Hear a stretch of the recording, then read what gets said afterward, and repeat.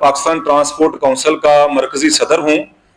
15 association का ये मुश्तरका alliance था, जिसमें पाकिस्तान मिनी मजदा एसोसिएशन शामिल थी, इस्लामाबाद गुड्स ट्रांसपोर्ट एसोसिएशन शामिल थी, इसमें Khyber Pakhtunkhwa goods transport federation शामिल थी, इसमें पंजाब गुड्स फेडरेशन शामिल थी। पूरे पाकिस्तान की इसमें नुमाइंदगी मौजूद है। बहालत मजबूरी रास्ते बंद होने की वजह से वो हमारे साथ शिरकत नहीं कर सके। आपको पता है कि 6 दिन से हमारी हड़ताल पहिया जाम जारी थी, जिसकी वजह से बंदरगाहें बंद हो चुकी थी, जो जहाज थे वो लंगर अंदाज नहीं हो रहे थे, अरबों खरबों रुपए का नुकसान रोजाना की बुनियाद पे हो रहा था।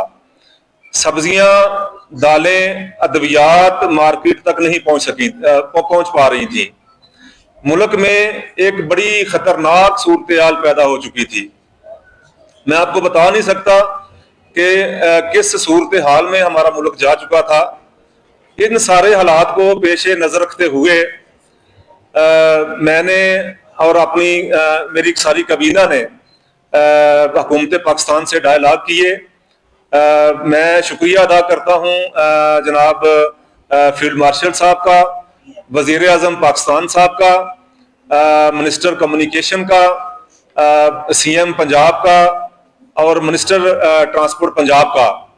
उन्होंने जो हमारे इशू थे उनको इमरजेंसी तौर पे हल किया और बाकी इश्यूज को हल करने के लिए जिनमें कानूनी पेचीदगियां थी उसके लिए उन्होंने वक़्त मांग लिया और कमेटियां बना दी, जिसमें पेट्रोलियम के हवाले से जो डीजल की प्राइस की रोजाना की रद्द-बदल का फैसला था उसके लिए एक कमेटी वजीर आजम साहब ने बना दी है, हम उसका हिस्सा है।